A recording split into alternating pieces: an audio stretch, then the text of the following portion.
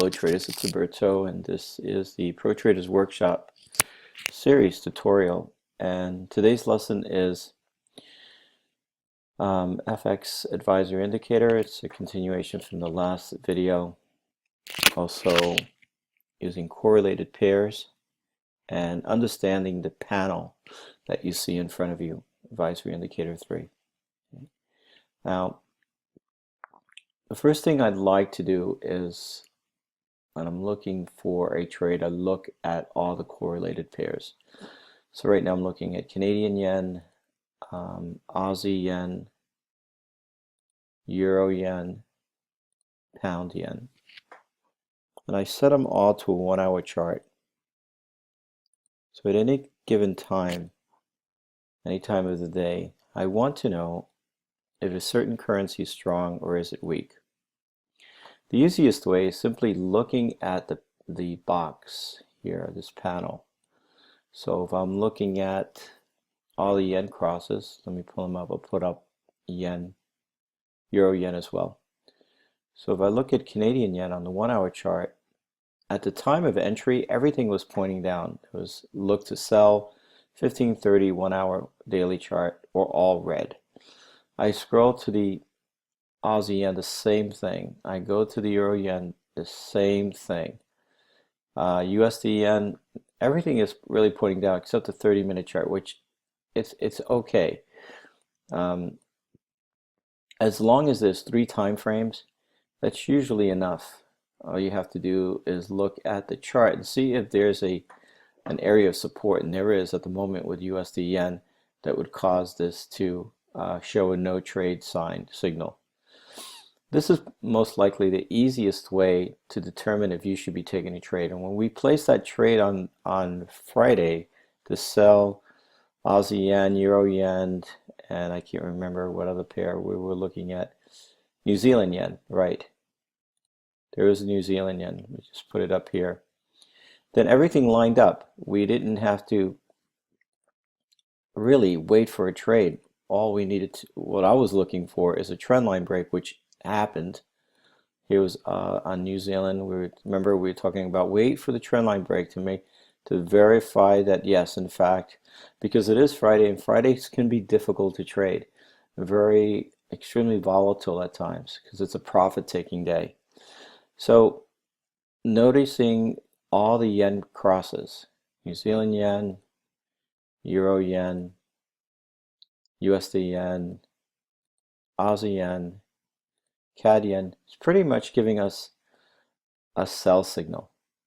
So that is the first thing I do. I look at the panel and I look at the correlated pairs to make sure that everything lines up. Those are the easiest trades to take, because when a currency is weak against several other currencies, it's extremely difficult for that currency to recover within a day.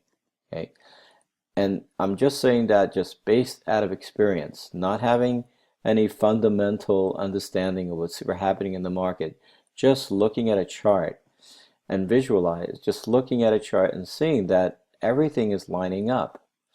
Okay, the second thing I would do is look at a 4 hour chart and see if it coincides with the 1 hour chart. And this is very important, because if you have a 1 hour chart and a 4 hour chart that pretty much look identical, then you're going to have a really good trade on that currency pair. So I look at the 4 hour chart and all these pairs, and everything is lining up. There's a downtrend. If you're not sure how to determine if a market's in a downtrend, uptrend, or consolidating, I will go over that in the next video. But right now, what we're looking at is correlation. We're looking at all currency pairs that are yen crosses, essentially are doing the same thing. Okay. For the exception of the pound yen, that even though it's sold off on Friday, is still showing a no trade with the 1 hour and daily and an uptrend. Okay. That, in a nutshell, is all you need to do on a daily basis. When I come to my computer, the first thing I do is find correlated pairs. Aussie dollar, Aussie yen, Aussie Swiss, Aussie New Zealand, Aussie CAD. I look at those pairs and see, is there a trade? Is the Aussie weak? Is the Aussie strong? I start with the 1 hour chart. I look at the 4 hour chart. And then I look at this panel. And the panel will guide you, will help you confirm what you're seeing in candlestick patterns. Okay. Let's look at some other trade setups. And here again, correlated pairs. I'm looking at I lined up all the Australian crosses.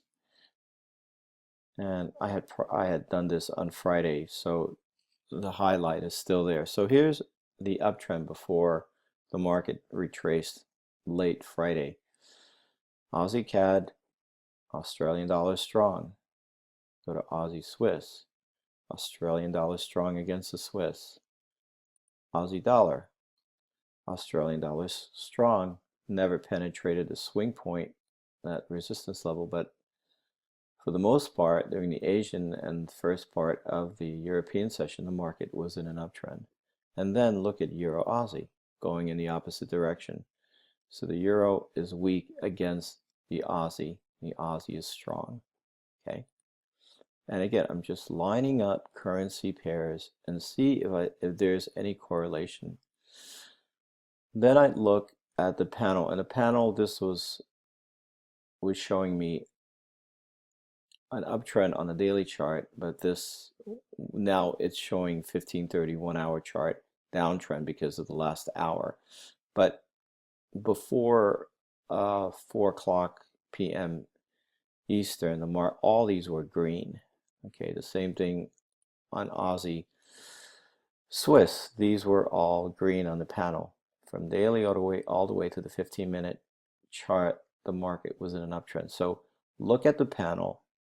Look at the correlated pairs and see if they all line up. That's going to be the key in your success of being able to trade, and understanding the FX advisory indicator is going to help you